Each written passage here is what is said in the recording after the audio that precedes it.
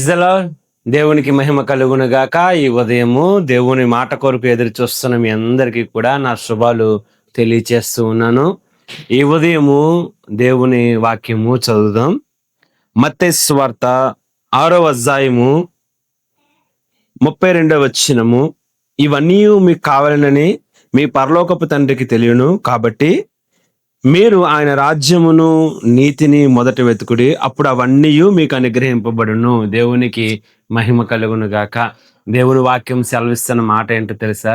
ప్రతి మనిషి తపన ఆలోచన ఒకటే, ఏంటంటే ఏం తింటాం, ఏం తాగుతాం, ఏం ధరిస్తాం, ఏంటి అనే ఒక ప్రశ్న తప్పితే ఇంకేదీ లేదు. కాకపోతే దేవుని వాక్యం ఏం సెలవిస్తుందో తెలుసా? ఏం తిందామా, ఏం తాగుదామా అని కాదు, కానీ నీకేం కావాలో అవన్నీ కూడా నీ తండ్రి అయిన దేవునికి తెలుసు కదా. కాబట్టి నువ్వు వేళ చింతిస్తున్నావు. మొట్టమొదట నువ్వు అవి కావాలి, ఇవి కావాలి అని ఆలోచించడం పక్కన పెట్టి, నీవు మొట్టమొదట ఆయన రాజ్యాన్ని, ఆయన నీతిని వెతకడం మొదలు పెడితే నీకేం కావాలో అవన్నీ కూడా నీకు అనుగ్రహించబడతాయంట. సంవత్సరాలు గడిచిపోతున్నాయి, దినాలు గడిచిపోతున్నాయి, సమయం అంతా వ్యర్థమైపోయింది. ఈ రోజైనా ఆత్మీయ నీ మనోనేత్రాలు తెరిచి, నిజమే నా తండ్రికి నాకేం కావాలో తెలుసు కదా, ఆయన అన్నీ నాకు ఇవ్వగలడు కదా అని నువ్వు గుర్తెరిగి నువ్వు మాకరించి, నిజమే ప్రభువా, మొట్టమొదటి నీ రాజ్యాన్ని, నీ నీతిని వెతికి, ప్రభువా నీ ఆజ్ఞల్ని గైకొంటాను అని నువ్వు ఈ రీతిగా నువ్వు బ్రతకగలిగితే నా దేవుడు నీకేం కావాలో అవన్నీ అనుగ్రహిస్తాడు. నీ పరలోకపు తండ్రికి నీ అవసరాలు తెలుసు, నీ కష్టాలు తెలుసు, నీకేమి ఇవ్వాలో కూడా ఆయనకు తెలుసు.